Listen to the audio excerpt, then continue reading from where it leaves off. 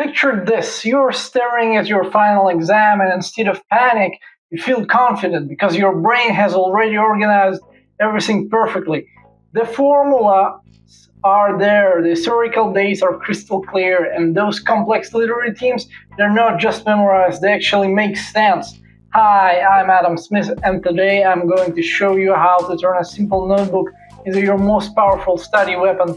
This is about writing down your feelings or keeping a diary. This is about strategically using the science of memory to make information stick in ways the traditional studying simply can't match.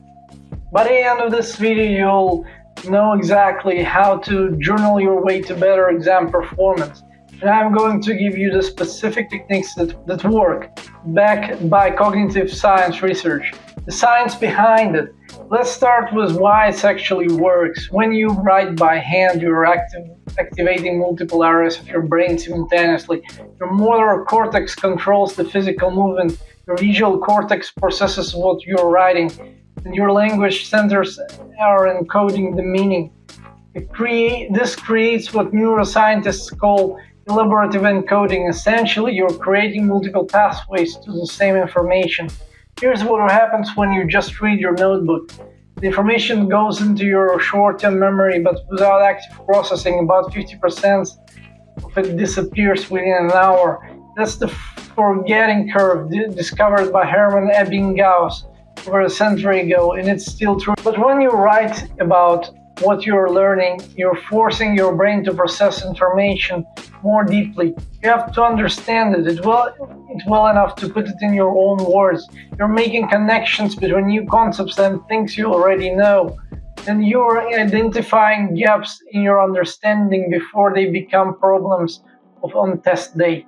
This is called the generation effect. Information you generate yourself is remembered better than information you simply read.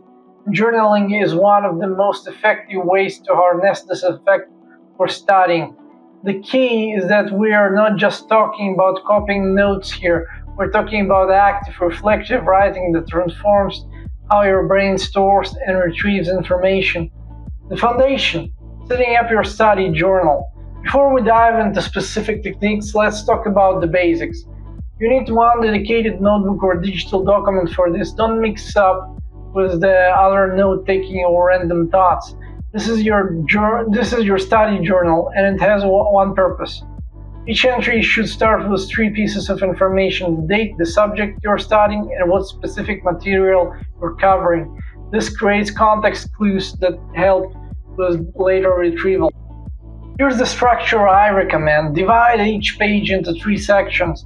The top section is for your initial understanding, what you think you know about the topic before diving deep. The middle section is for processing, where you will work through concepts, make connections, and identify problems. The bottom section is for reflection, what you learned, that's still confusing, and what you need to review. This isn't about making it look pretty. Messy handwriting is fine, cross-out are fine. What matters is the thinking process, not the final product. Before being processed, I'd like to tell you there is a free book in disposal at the link below. The book will help you write like a pro. So check it out, and let's get back to our business. Technique number 1, the Feynman method adaptation. The first technique adapts the famous Feynman method for journaling. Richard Feynman, the Nobel Prize-winning physicist, believes you only truly understand something if you can explain it simply to someone else.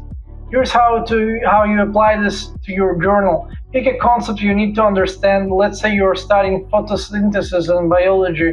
Write at the top of your page, explaining photosynthesis to my 12-year-old cousin.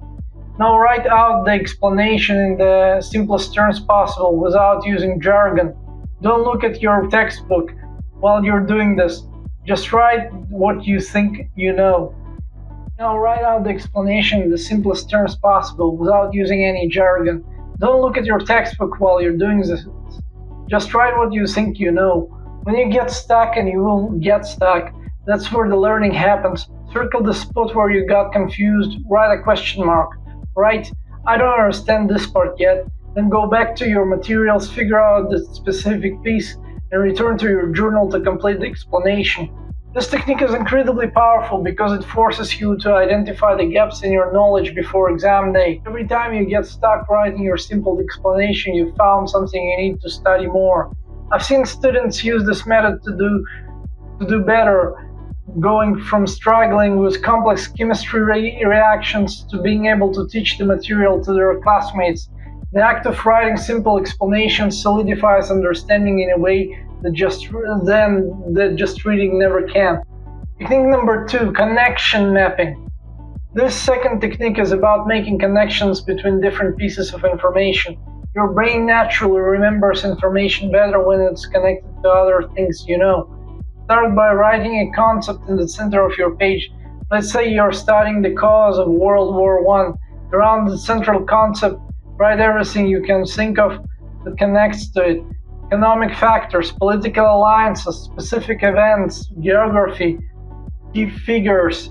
Economic factors, political alliances, specific events, geography, key figures. But here's the crucial part. For each connection you make, write one sentence explaining why that connection matters.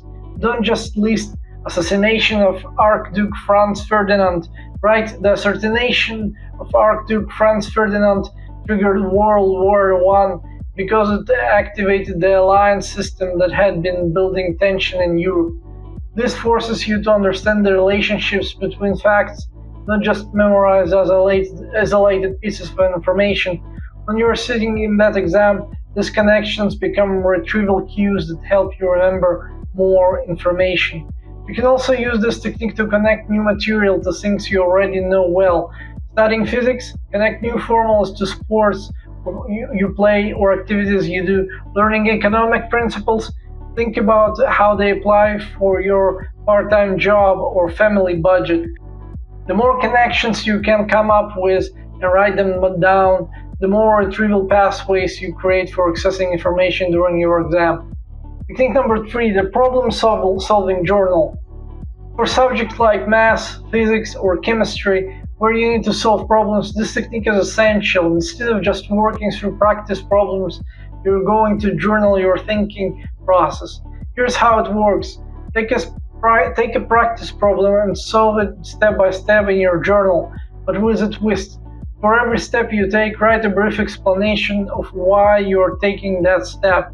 So instead of just writing the equation and the answer, you write, I'm using the quadratic formula here because this is a second-degree polynomial equation, and I can see that factoring won't work easily because the coefficients don't have obvious common factors. This does two things. First, it slows you down and makes you think about the logic behind each step, which helps you understand the underlying principles instead of just memorizing procedures. Second, it helps you identify where your thinking goes wrong when you make mistakes. When you get your problem wrong, and this is important, don't just look at the correct answer. Write it in your journal about where your thinking went off track. I choose to use this formula because I thought this was a certain type of problem, but I should have recognized it was actually this type of problem because of this specific characteristics. This kind of reflection is what separates students who can only solve familiar problems from students who can tackle any variation they encounter on an exam. Technique number 4, memory placing journaling. This technique combines the ancient memory palace method with modern journaling to create incredibly strong memory associations for facts you need to memorize. Choose a familiar location, your house, your school, or a route you walk regularly. In your journal, write out a detailed description on the journey through that location. Then attach the information you need to remember to specific landmarks along the journey. Let's say you need to memorize the order of US presidents. Start at your front door, that's George Washington, and you might write, at my front door I see George Washington's wooden teeth reminding me of the cherry tree story. Move to your living room, John Adams is sitting in your favorite chair, and you write about that connection and what makes you feel about it. The key is to write out these associations in detail. Don't just think them, write them. The act of writing strengthens the memory connections, and having them in your journal means you can review, and reinforce these associations. This technique works exceptionally well for any subject where you need to memorize sequences, lists, or large amounts of factual information. Foreign language vocabulary, historical timelines, scientific classifications, all of this become much more manageable when you create vivid written associations. Putting it all together, exam preparation strategy. Now let's talk about how do you use all this to study and use this journal as exam day approaches. 2 weeks before your exam, start doing what I call retrieval sessions. Go back through your journal and find the key concepts you've written about. Cover up your explanations and try to recreate them from memory. Where you struggle, try to remember what you need to focus on to finally study. 1 week before the exam, create what I call an exam story in your journal. Write out a narrative that connects all the major concepts you need to know.